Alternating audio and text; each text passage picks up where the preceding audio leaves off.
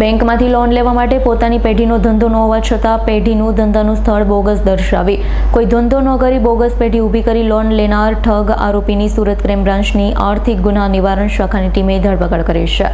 સુરત શહેર એક આર્થિક મહાનગર છે। સુરત શહેરના વિકાસની સાથે સાથે સુરત શહેર અને આજુબાજુના વિસ્તારમાં લેભાગુ તત્વો બેંક તથા ફાઇનાન્સ કંપનીઓ તેમજ વેપારીઓ સાથે છેતરપિંડી કરી આર્થિક ફાયદો મેળવવાના હેતુથી કેટલાક ઠગ ઇસમો બોગસ દસ્તાવેજો બનાવી છેતરપિંડી કરતા હોવા સંબંધે ઊંડાણપૂર્વક તપાસ કરી ગુનાના મૂળ સુધી પહોંચી આરોપીઓને પકડી પાડવા માટે સુરત પોલીસ કમિશનર અનુપમસિંહ ગેહલોત નાઓ દ્વારા સૂચના મળતા તે અંગે ગંભીરતાને ધ્યાનમાં લઈ અધિક પોલીસ કમિશનર ક્રાઇમ તથા નાયબ પોલીસ કમિશનર ક્રાઇમ મદદનીશ પોલીસ કમિશનર ઇકો સેલ નાઓની સૂચના અને માર્ગદર્શન તથા પોલીસ ઇન્સ્પેક્ટર નાઓની સૂચના અને માર્ગદર્શન હેઠળ કામગીરી કરી રહ્યા હતા। ત્યારે ઇકો સેલની ફરિયાદી પ્રભાકર કાલિયપ્પા નાડારે ફરિયાદ આપી હતી।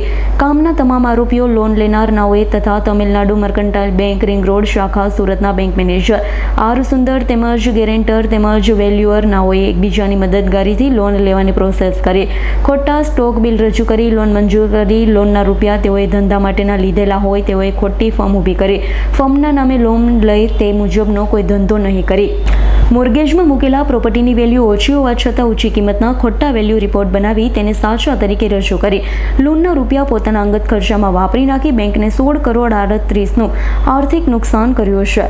આ મામલે ઇકો સેલે પોલીસને ગુનો નોંધી તપાસ હાથ ધરી છે। પીએસઆઈ વાય ગિરનારના ટીમે કરોડોની ઠગાઈ આચરનાર અમરેલીના બગસરા ખાતે રહેતા અશોક કાળુભાઈ કાનપરિયાને બાતમીના આધારે ઝડપી પાડી સળિયા પાછળ ધકેલી દીધો। Bureau report S9 news Surat. અમારી તમામ માહિતીથી અપડેટ રહેવા માટે જોડાયેલા રહો S9 ન્યૂઝ સાથે।